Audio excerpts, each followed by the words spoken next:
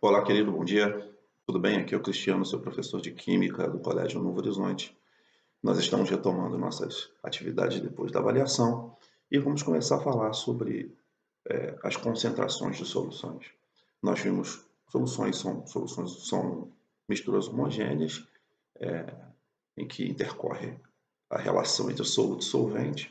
E quando a gente fala de concentrações de soluções, nós queremos destacar a relação matemática entre a quantidade de soluto e a quantidade de solvente e, principalmente, a quantidade de soluto e a quantidade de solução.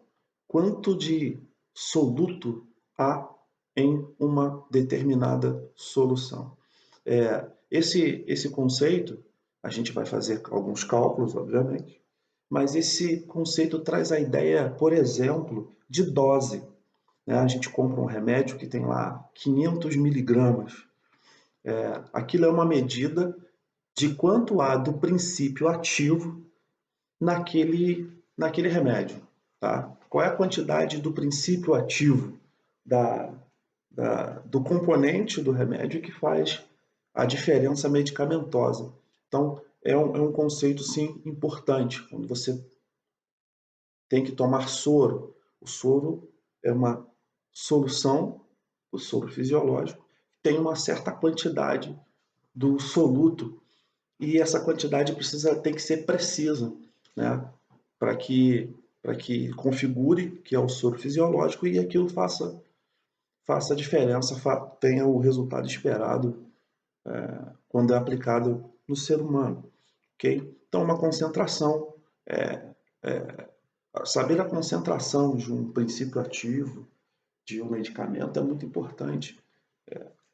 No nosso dia a dia é importante, inclusive, seguir recomendações médicas em relação ao doseamento.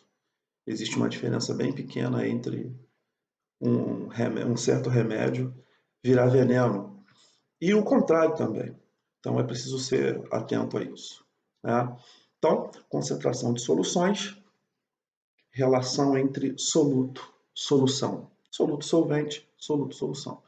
Hoje nós vamos aqui rapidinho falar sobre a primeira concentração que a gente vê, que é a concentração em gramas por litro, também chamada de concentração comum, que nada mais é que a relação entre a massa de um soluto, nesse tópico aqui, tudo que tiver índice 1 é relativo ao soluto, tudo que tiver índice 2 é relativo ao solvente. Tá? Nós temos a massa do soluto dividida pelo volume em litros. É importante também a gente lembrar como a gente faz essas conversões de mililitro para litro. Bem simples aqui nesse aspecto.